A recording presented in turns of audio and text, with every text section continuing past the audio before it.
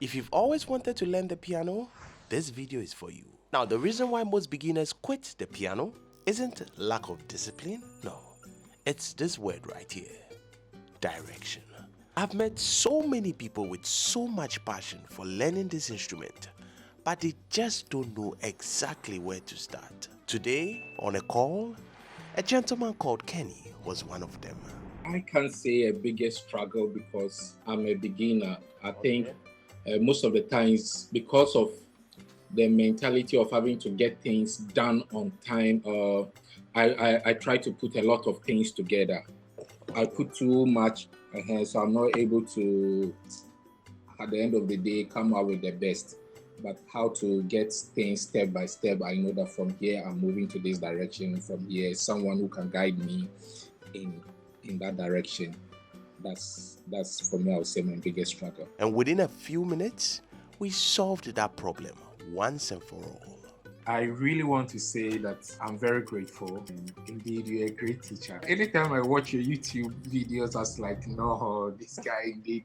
I've seen people teach, but the way you're able to get people's attention and you're able to get my attention, especially when I go to your YouTube account and how you go about stuffs, that was even what made me subscribe to the fact that so I want to be part of the mentorship stuff, and I'm very grateful. When the window for your next mentorship should open, please don't forget me. Consider me.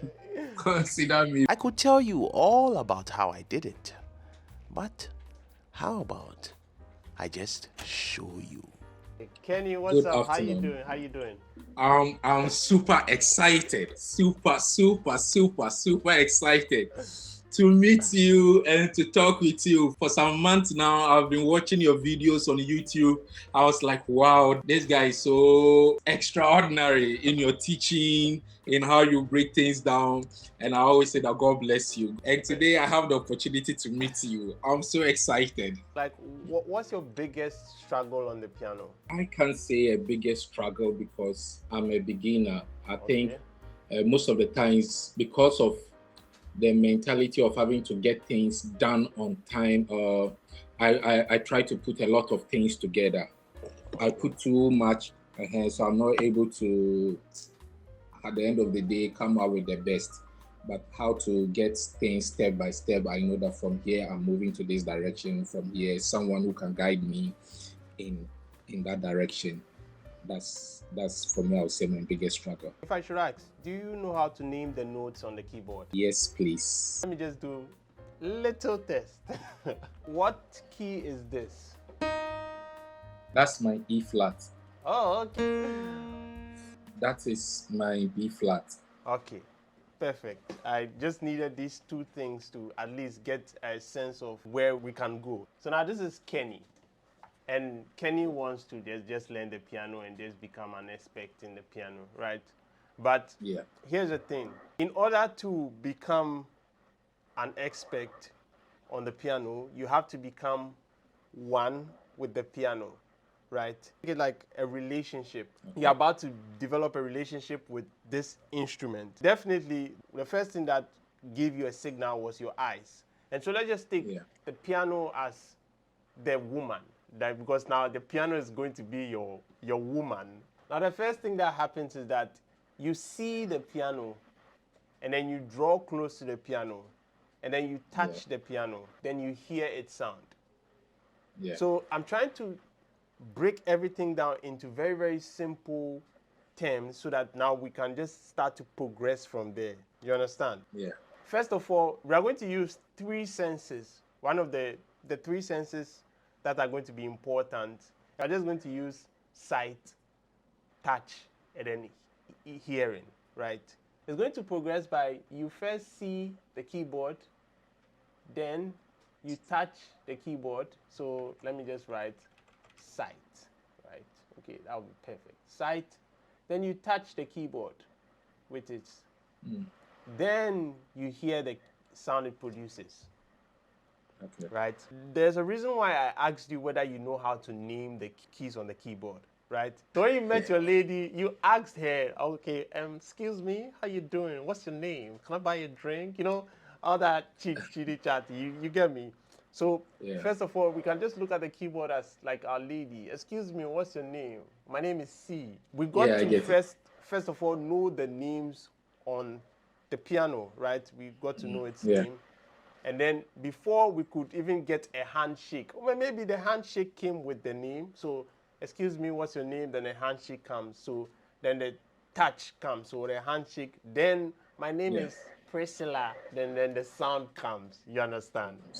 Okay. Exactly. Yeah. The reason why I'm saying this is that once we know how to name all the keys on the keyboard, that is like one of the first steps. The most important thing that we are going to see is that when we look at the keyboard right now, it's made up of white and black keys. White at the bottom, black at the top. That's like the standard keyboard, right? That keyboard is divided into twos and threes, which is the black keys. We can see that the black keys are arranged in that Yeah. manner, right? And so that is Yeah. the first thing that is going to catch our eye once we just set our sight on the keyboard. If we have no idea of the keyboard, we are going to be overwhelmed. The thing that we can do is to reach out and then ask the name. So it's like, okay, so these are the names of the keyboard. These, that. So that's the name. So if I play this, that is the key of C, right? Just starting from scratch, so we just build up from there. So yeah. So we have C. You know, on the keyboard, we name it in alphabetical form. That means A, B, C, D, E, F, G. But we don't have H. We don't go to H. We just end at G. So if I name it, I mean C, D, E, F, G, A. We don't end that, so we come back to A, B, C, right? So once we know that, once we go on the keyboard where we play C, D, E, F, G, A, B, right? From there, we get to know the names of the keyboard that we know. We have C, we have C sharp, we have D, D sharp, D, E flat, F, F sharp, G, A flat, A, you know, all those terms. So now we get to know the names. That is the basic level that we have to reach. So once we get to know the makeup of the keyboard, the names, then the next thing we move to would be, we have gone to see the pretty lady, we have gone to for a handshake. The person said a handshake and we said, oh, what's your name? And then she said, oh, my name is Clara. So Clara is the first thing that we heard, right? That's the ear. So we went for the handshake, we were going for the touch before the ear comes, before we hear what the keyboard is going to play. So that means that the next thing that's going to happen is going to be that we are going to hear sounds. When I press the keyboard, the physical object that I press is what we call the key. And then the sound that it produces is what I call the note. Oh, okay. Okay, so we have the key of C, and then they have the notes that the C will produce, right? Okay. So if I shake maybe Angela has a higher pitch, maybe Clara has a lower pitch, but right, it's still the same. That's Clara's voice, but this Clara's hand, right? And so the physical object is what we call the key, and then the note is what we term as the sound. Now from this particular section, which is the key and the notes, and then we've gotten to talk to the person. Now we go to the only three things that we just have to focus on in music. Can you say them? You made mention of melody, Okay. rhythm, Okay. and harmony. Perfect. Yeah. Now it is the rhythm, the melody, and then your harmony. Forget everything that everybody will do. Like we are going to talk about the substitution of the flap. Everything is all going to be on the rhythm, the melody, and the harmony, right? If we observe it carefully, if I touch my heart right now, I hear pukum, pukum. It's in a systematic timing, right? Okay. If I do, this is a systematic timing of sound and silence. Sound and silence.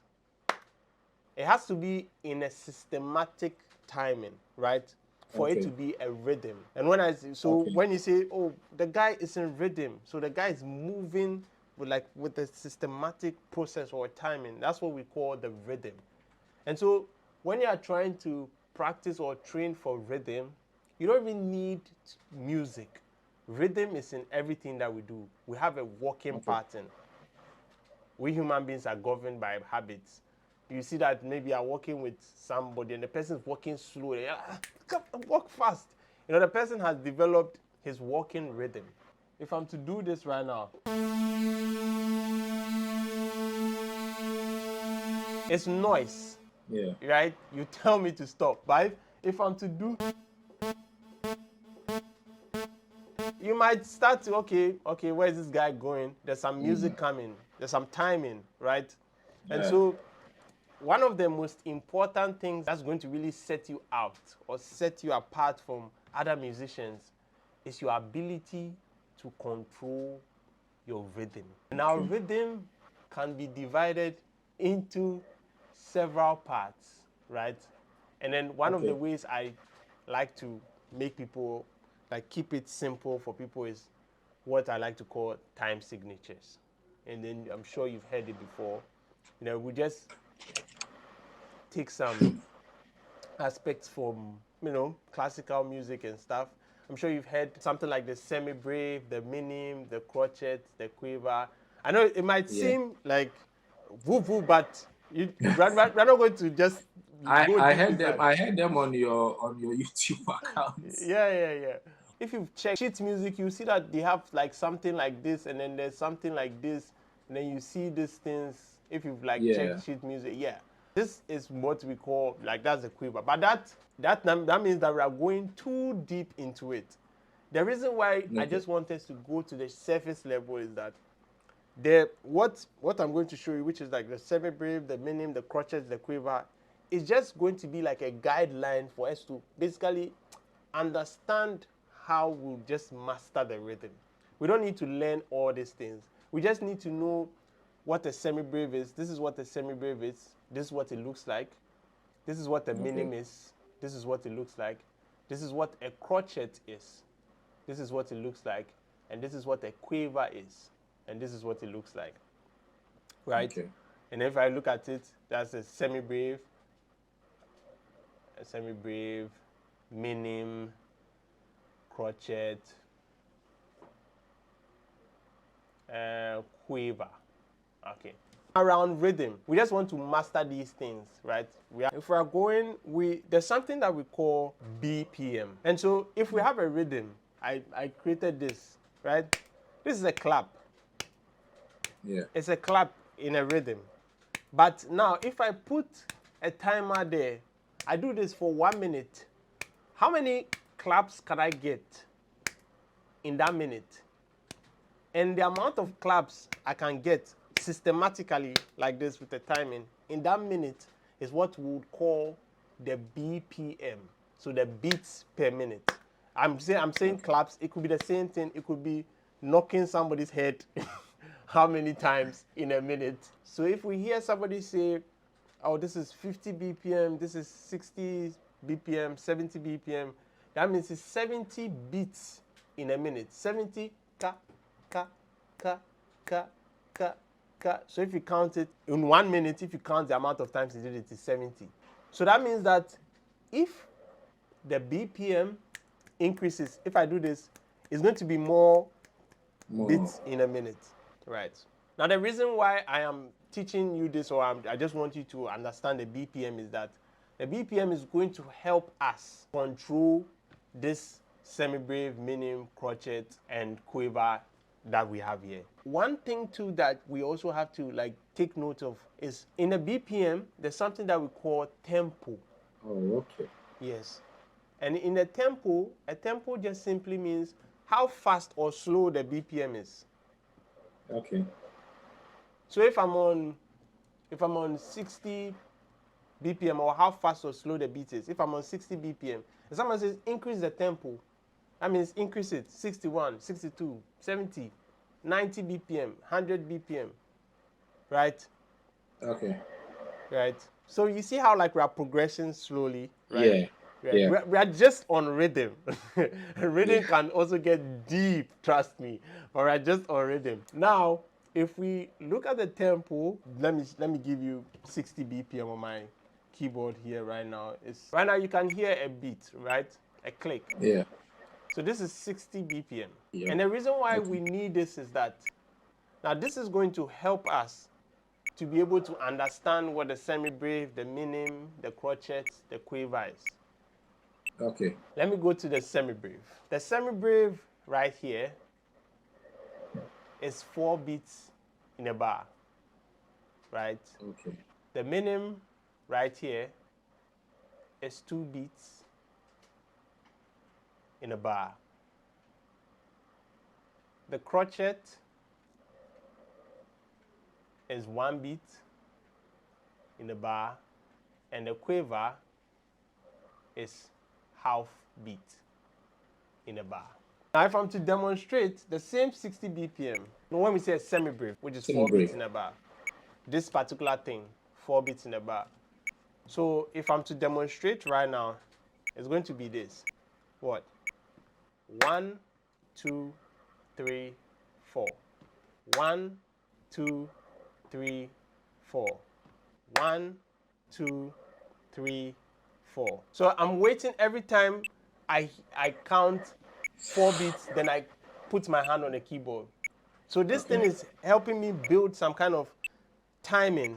I'm now learning how to create my own rhythm or my own timing in my mind, right? And so now a minim is 2 beats in a bar, right?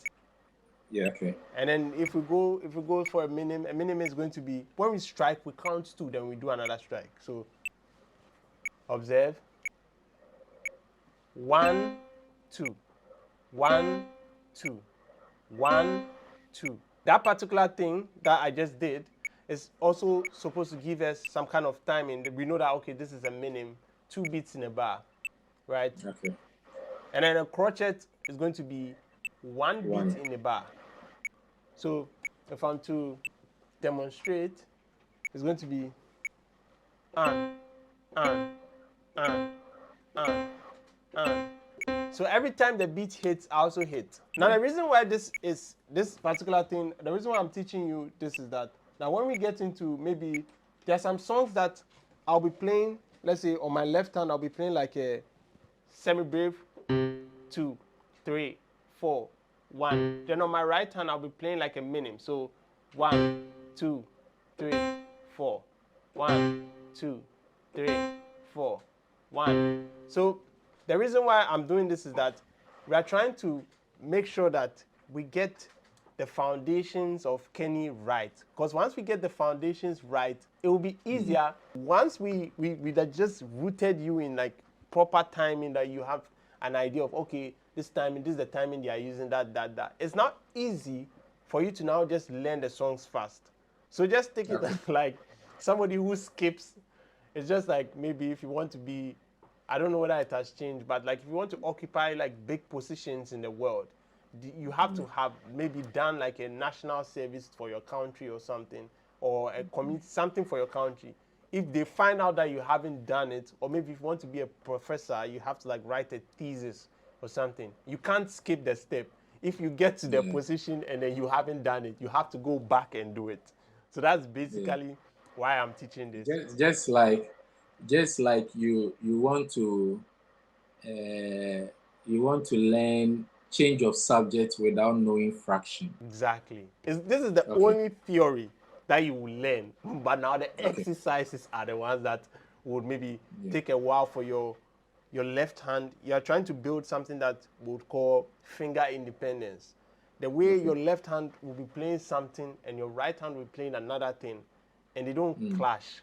Do you have a keyboard beside you? Yeah. You know, before I move on to the next thing, I want us to like just practice this thing that I've just said right now, right? The semi-breve, the minim, the crotchet. The quaver, I didn't talk about the quaver. Now the quaver is half, right? So if we have 1 beat in a bar, if we have like 1 beat, this is, maybe I'm going to strike. So 1, 1, 1, 1. So if I'm to play a quaver, it's going to be half of this. So that means double of what I'm playing. So, so this is a quaver. Just practice that. Then from there, I'll give you some exercises that you can do. And then from there, we go to the scales. That is now Okay. melody. We are going to the melody section. First of all, I need to ask, you know how to play like the do, re, mi, fa, sol, la, ti, do already? Or you don't, you are now learning? I know how to play it. What's the fingering? Let me see carefully. Okay. Call it a classical technique, the one that you jump, you move the Oh, okay. switch. That was decent. Okay. Let me just go to the melody. What I'm teaching you, I just want you to know that it goes deeper than that. But like this, we're just Okay. going surface level to Surface, basically okay. help you. The melody is the movement of one note to another. Okay. Remember what I said a note is, right? A note is the sound It's the sound. that is produced. Melody is the movement of one note to another. So if I have one note and I move to another note like this, this is one note, this is another note, this is another note, this is another note, right? Okay. And the melody is the movement of one note to another in a systematic pattern, right? So I move from here to here, from this layer to. So if I'm to demonstrate it on the keyboard, let's just go to the keyboard. We have a key of C that you just played. If I do this, that's a melody. Okay. Yes.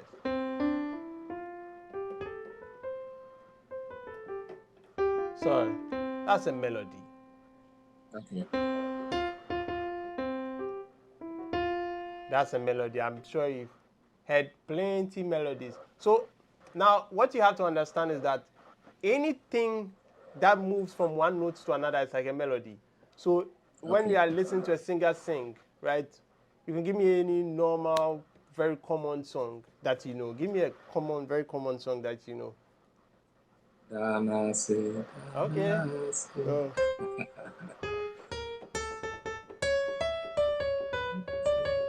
So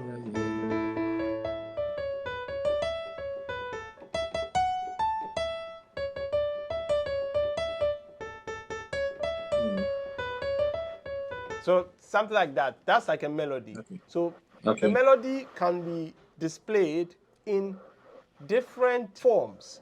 It can be from me, a singer, me singing it, or it can be from the player, an instrumentalist playing it, right? Or it can be from any guitarist, anything. But the most important thing, we have like the melody and a pitch.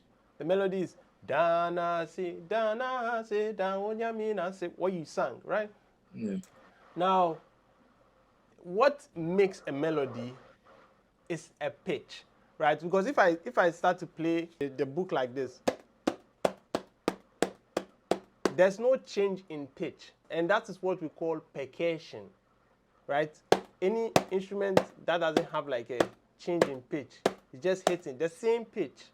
And now, when I say pitch, right, a pitch is basically the sound you hear, the vibrations. I like to think in first principles, right? So everything I say, I like to go break it down to the most common form so you hear it, right? So I want you to touch your voice, like your voice box like this, and just say you feel some vibration there, right? Yeah. So now the way sound is produced is that sound is produced when there's a vibration in the atmosphere, in the air. And then the vibration goes like this, and it enters our ears. And then ears, it sends it to our eardrum. Then our eardrum will send that signals to our brain, for our brain to know that this is sound, right? Okay. And so when somebody says a pitch, a pitch is how high or low a frequency is, right? Okay. When you touch your voice and your voice was vibrating. When the voice vibrates like that, there's something that they call frequency. I hope you've heard it before. Yeah.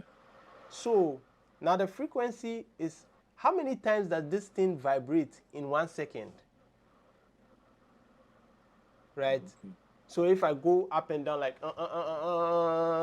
so in your voice, you can't count how many times it's vibrating in a second, but in a second, it's vibrating very fast.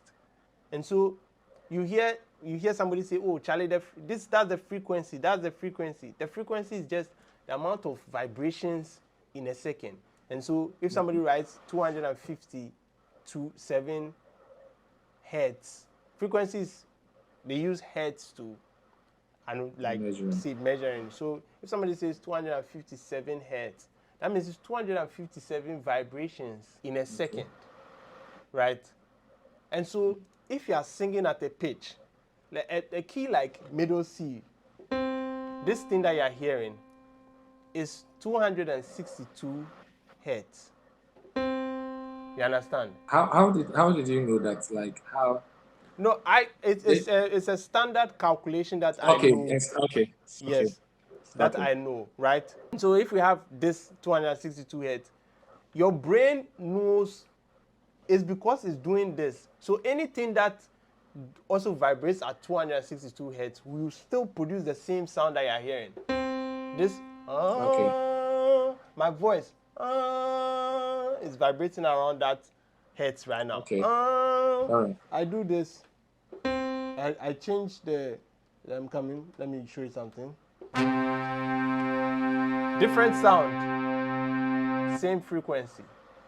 Okay. Do you understand? And the lower the number, the lower the frequency. But just take pitch as your voice. So the movement of your voice, da da da da da da da da. That is a pitch. This is one frequency. I move to another frequency. I move to another frequency. And that is what we call melody.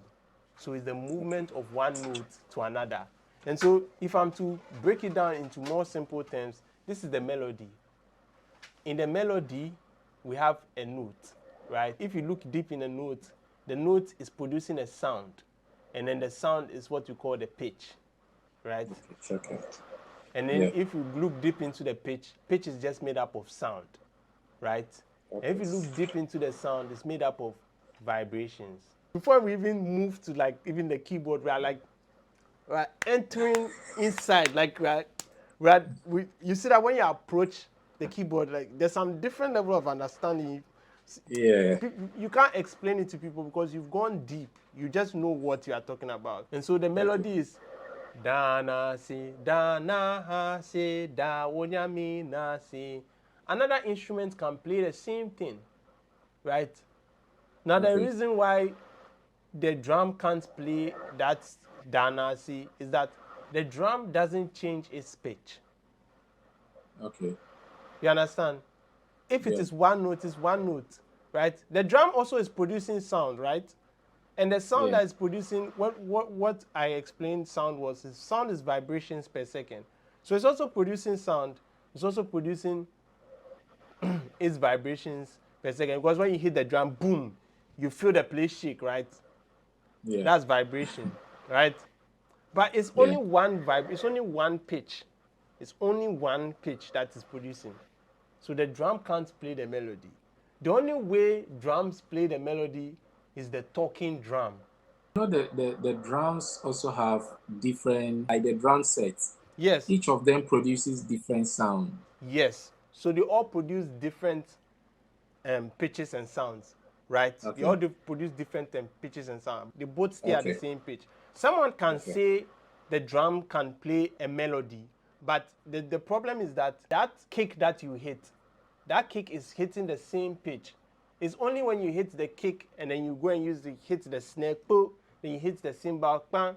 But when you hit the cymbal, the amount of times you hit the cymbal is still producing that same sound, right? All that I just explained right now, just to make you understand, is that the melody is just the movement of one note, and a note is a pitch. So the movement of one note or a pitch to another. So do, re, mi, fa, sol, la, ti, do. What we're doing, we're going to just get some fried rice. But instead of getting the fried rice, we wanted to know what the fried rice was made up of, which is rice, vegetables, maybe sauce, and chicken, you understand? That was the explanation I gave you about the melody. But all you need to know is that the melody is the movement of one note to another, right? And so if you don't remember anything, just remember the movement of one note to another is a melody. And under the melody is what we have, what we call the scales, right? Okay. And the scales is what have like the different patterns in the music. We have the major scale, we have the minor scale, we have the harmonic minor, melodic minor, mixolydian. It goes like we can just start going to different places. But what I just want you to remember is the two scales, which is the major scale and the minor scale. Now, there is a formula that I've said so many times in finding the major scale, right? Which the major scale is going to be when you put your hand on the note like this. So let's just say we have do, re, mi, fa, sol, la, ti, do, right? When we put our hand on the note, we now go a tone. So the formula is tone, tone, semitone, tone, tone, tone, semitone. So this is the formula for finding the major scale in all keys. But now that you're beginning, we'll just try and stick to the key of C, right? Because the key of C has basically no black keys. It's just white keys.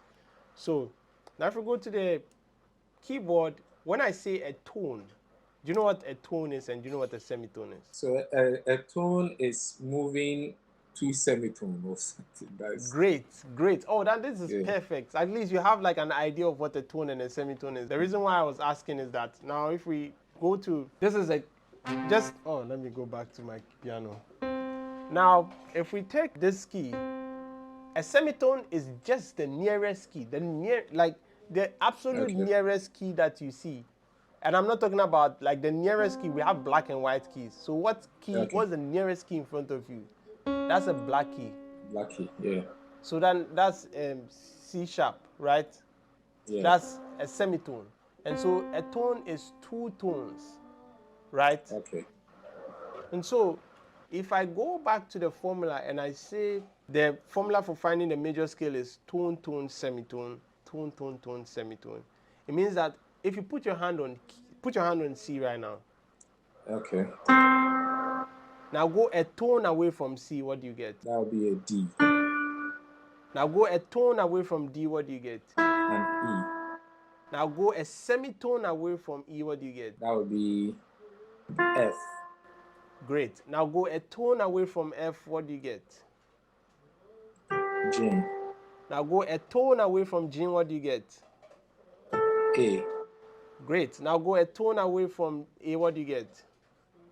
That would be a B. Now go a semitone away from B, what do you get? Back to C. Great. Now you know what? Let's just do something a little like frisky. Put your hand on any black key. Okay. What's that key? F sharp. F sharp. Okay. Now go a tone away from F sharp, what do you get? That would be an A flat. Now go, so I'm going to write it down. Anything that you say, I'm going to write it down. A flat, we're going to B flat, okay. Now go a semitone away from B flat, what do you get? That would be a B. Great. Now go a tone away from B, what do you get? That would be a C sharp. Great. Now go a tone away from a C sharp, what do you get? An E flat. Great. Now go a tone away from an E flat, what do you get? That would be an F. Great. Now go a semitone away from F, what do you get? F sharp. Great. You just played the F sharp major scale. Now. Oh, really? Yes. Now look at the screen, right? Yeah. I wrote down everything that you said. And so if you can see the blue markings, play everything you said right now and see. Okay.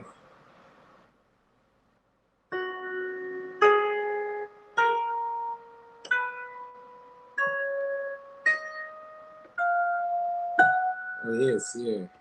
You see, we have the major scale, and then we have the minor scale, right? Do, re, mi, fa, sol, la, ti, do.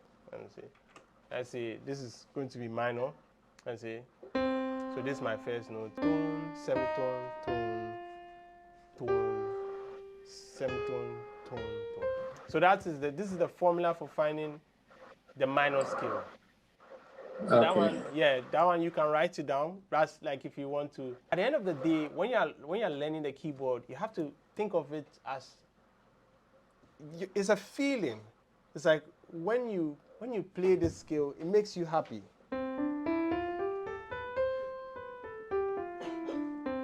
But there's some scales that make you like kind of moody.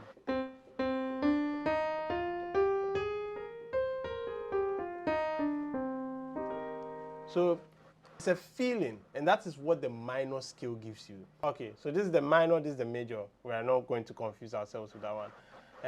But right now, what I'll say is like we just have to focus on the major, and then and then you can try the minor. But most of the time, the minor scale that people like to teach in is A minor, and A minor when you start is only made up of white keys. So if you put your hand on the A minor, that's what gives you those white keys. So that's if you start with A, and that's what's going to get you. So we're still on melody, but you see that the melody is the movement of one note to another. And so this C major scale that you played and the F sharp major, the F sharp, I was just teaching you that this is the formula for finding it. So you can put your if once you are done with this chord, you can put your hand on any black key and then just try it for yourself. And just keep this secret and don't tell anyone. But this is like a basic structure to help you. Now that is like the melody. We've gone to the scales, the major scale and the minor scale. What this thing is doing is we want to also build something that we call the musical ear. So you playing the do, re, mi, fa, sol, la, ti, do. Now this is when this thing comes together. Now you see what I taught you about the rhythm, right? Yeah. Now the rhythm will have to go with the melody. And the way we can do that is by using the metronome, which is the 60 BPM. And so now we are training our timing. If we put the tempo on, which is this 1, 2, 3, major scale that we play. Now we have to play it according to the BPM or the timing that we have, which is going to be. Okay. You can hear, right? Yeah. Now, I said without rhythm, there's no music. So what you are doing is you are also training your rhythm. And then you have to build something that we call muscle memory. And muscle memory is the ability for your fingers or your muscles to remember everything that your brain taught it to do without your brain being involved every time, right? And so you see a keyboardist playing, closing his eyes, whatever he's doing it. His brain doesn't know what he's doing at that moment. But the hands know every single thing. The hands know all the patterns to step because the person has done it so many times. So that is what we are trying to build with where we add the rhythm to the melody. It's trying to build what we call the muscle memory, like that, right?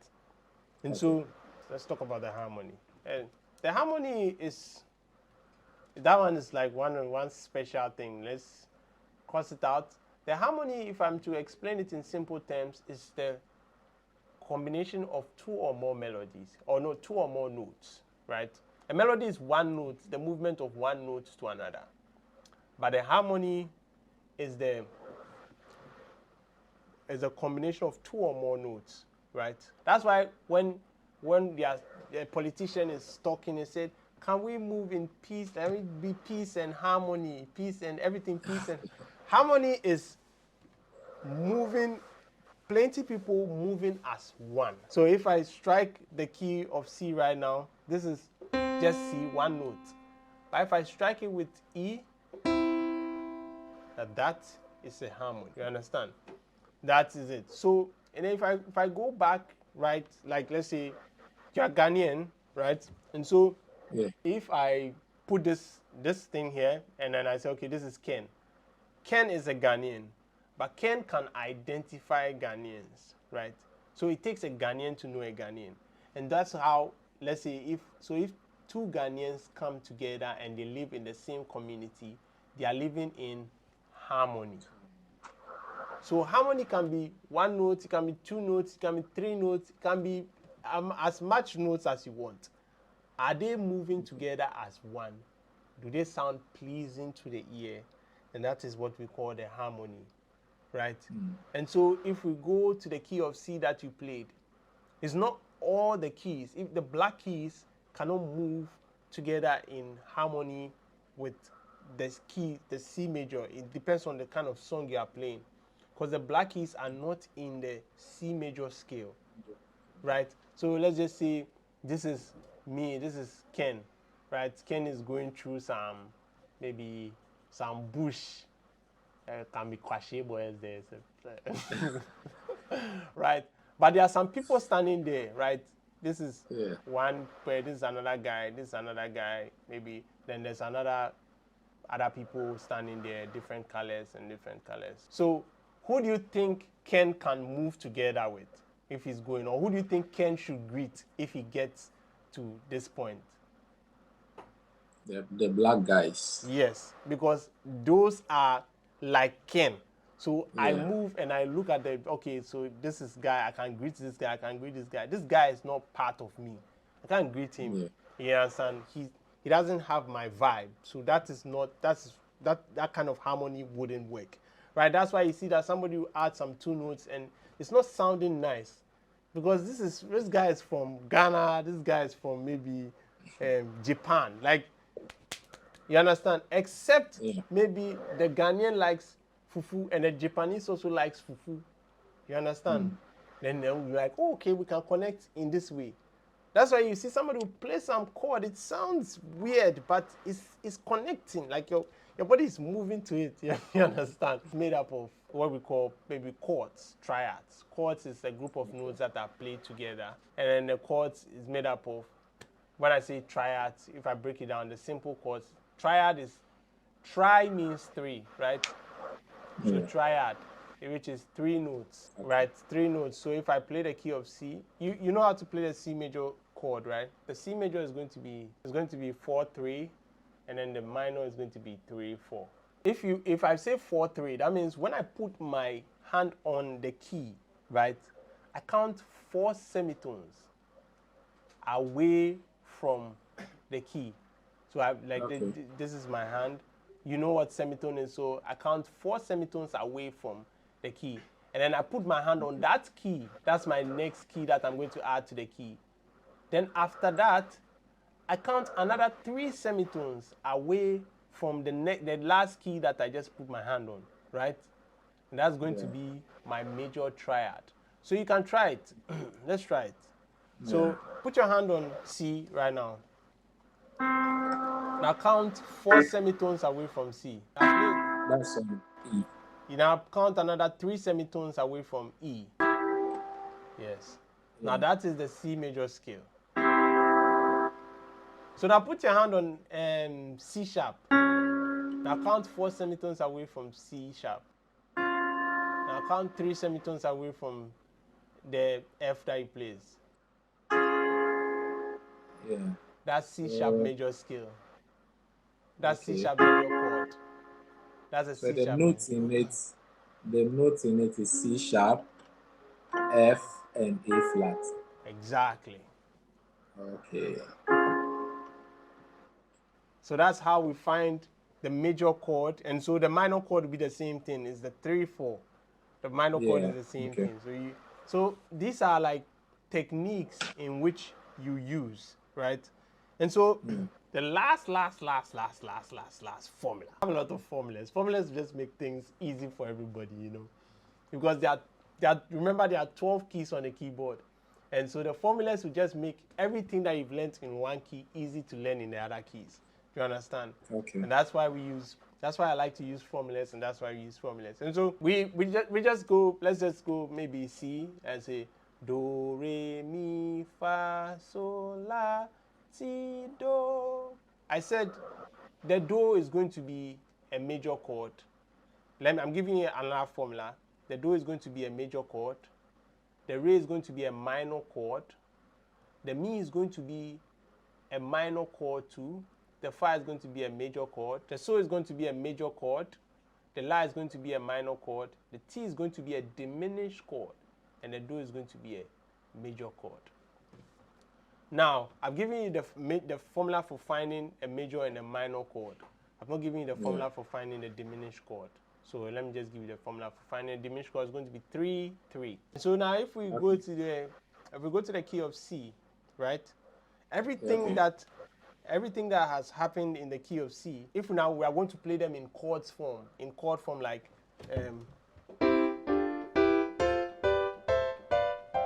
if I show my keyboard right now, and then let's just say do, re, mi, fa, sol, la, ti, do. You see what I'm doing? Yeah. Now I'm just leaving one space, right? But this formula that I've showed you is going to help you play it in any key that you choose. So this formula is what you just need to know to play in any key, right? And the last thing that I'm going to teach you, right, is we have something that we call colors, primary colors in music. I like to call it primary colors in music. I call it the 1, 4, 5, right? Okay. So where's the, let's do some little exercise. Where's the 1 on C? 1 is my C. Now play the C major chord, right? Say, play it as the 1 chord, let me see. Okay. Now the 4, go to the 4. The 4, that will be my F. Now play the 4 chord and let me see. Great. Now go to the 5. That's G. Now play the 5 chord, let me see. Now play the 1 chord. Back to the 1. Yes, great. So now play them together. Play 1, 4, 5, 1. Okay.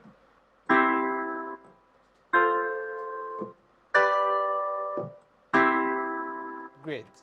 Now what you just played is what I like to call the primary colors in music. You are going to hear a lot of gospel songs using this kind of progression, right? Okay. If I'm to play a song, Jehovah, you are the most high. Jehovah, you are the most high God. Jehovah, you are the most high. Right? This thing that is here right now is just for you to be able to play the chords, and that is what is going to help you play what we call the harmonies of music. And so you start with the major triads and all those things. The progression happens like this. You see that way we went from rhythm, melody, then we went to harmony, right? We go with that progression. We go with maybe rhythm, let me see. It happens, we can go with rhythm, melody, harmony, then we come back to like perfecting our rhythm well, going to melody, going to harmony. If I'm to break it down more, it can be, this is rhythm, melody, harmony. And so somebody can do rhythm, melody, harmony, melody, harmony, harmony. Like, you understand? So you can also now structure your timetable. You understand? You say, okay, this month, what am I working on well? Am I mastering my rhythm well? Anything that has to do with mastering my rhythm, I'm going to master it. Can I work on more melodies? The melodies, okay, one of the things that I can do to work on my melodies is by trying to listen to songs. What is going to help me in my melodies is the musical ear. Can I hear a song and play what I heard? Okay, if not, what is the techniques? What can I use? Would you say you have the musical ear? No. Okay, no, I'm working on something for that. That one, I'll inform you when that one is ready. So There was a I'll video of yours that I saw. yeah. There was a video of yours that I saw on the musical drone ear how technique, to the drone tech, and you give an example. I scored 0. You know what? Yeah. So I mean, there's one thing I'm working on. I'll inform you when this thing. But yes, but that one that's also going to help in your melody, the musical ear. But one thing that you can do to start gaining the musical ear is just by playing the major scale. You know what? Play C right now. Play the C. Okay. And try and sing it. Let me see.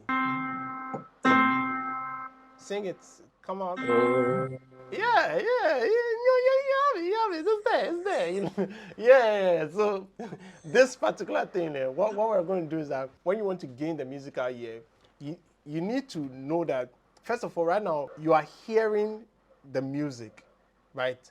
But in order to be one with the music, you have to find a way to make the music know that you know what you are talking about. okay. The reason why I'm getting to know more is that the more I teach, the more I know, right? You've heard that Okay. thing, teachers say that a lot, Yeah. right?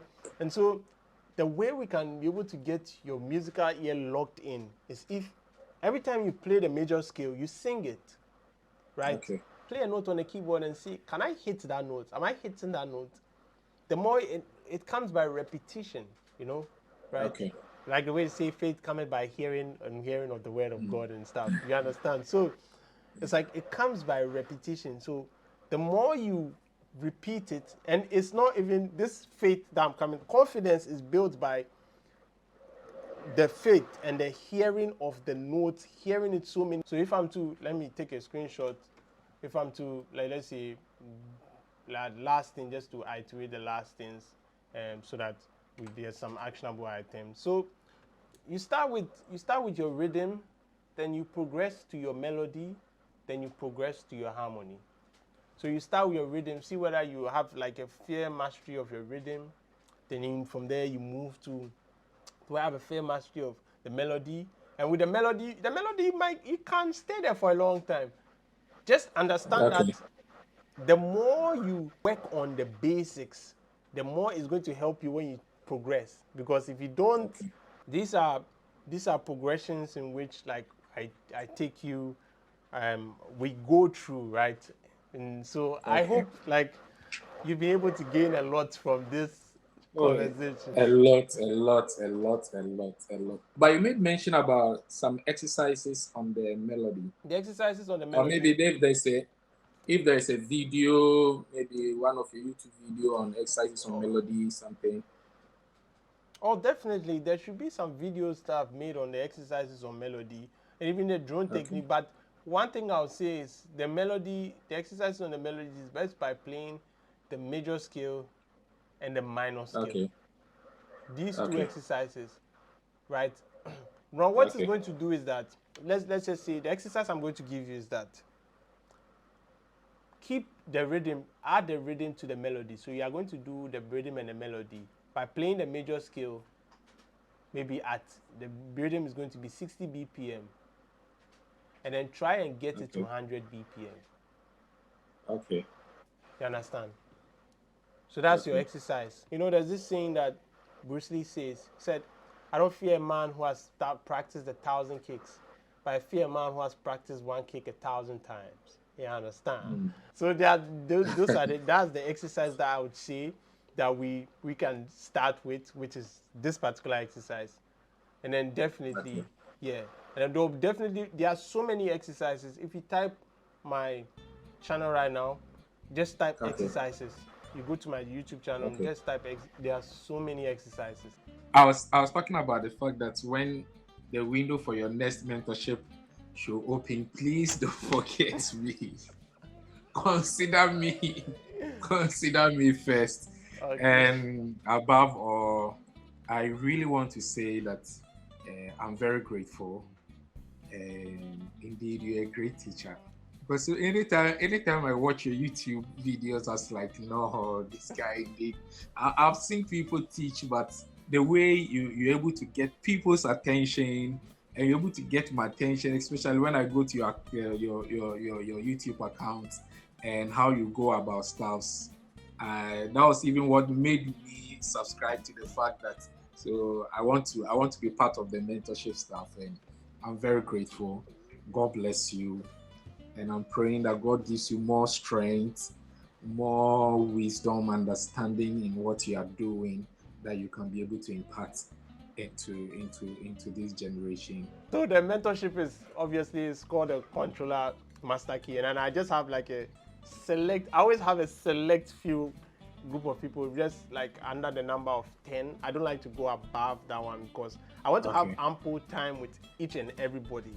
And then in that mentorship, it's like a 120-day mentorship. So it's kind of like So you see, everything I was teaching you, that one we are going Yeah. to go into more detail, but we're going to go slower, and there's going to be actionable items. And also, you have like my WhatsApp number, so you call me anytime, text me anytime, and then if there's like any problem you can just tell me, show me on the keyboard. I create like products and stuff tailor made to like your situation, because everybody is different, and I meet with the person where they are. So that with that one, I have like more time to like train you, because from here, like we go to maybe inversions, I have to now make you creative, and I have to ask you like, what's your ultimate goal in this? Maybe everybody has a passion, a reason why they do it. Some people are doing it for the money. I always try to make sure that anybody that has an interaction with me would always be grateful, and I just try to put my all inside it and make sure that like you get the most out of me, right? But because I really enjoyed our session today. Oh, And definitely. you really brought me back to the foundation, which I really appreciate that. Yeah, I like to tell everybody to always think in first principles, because that's the basis of life. When I said energy, you see, when I talk, I like to think in the first principle. When I say first principle, the most basic level of understanding. So Kenny, I mean, All right. So, Indeed, you've controlled my emotions today. yeah. You've controlled my emotions. All right. Okay. Have a nice day. Thank you, you too, bro.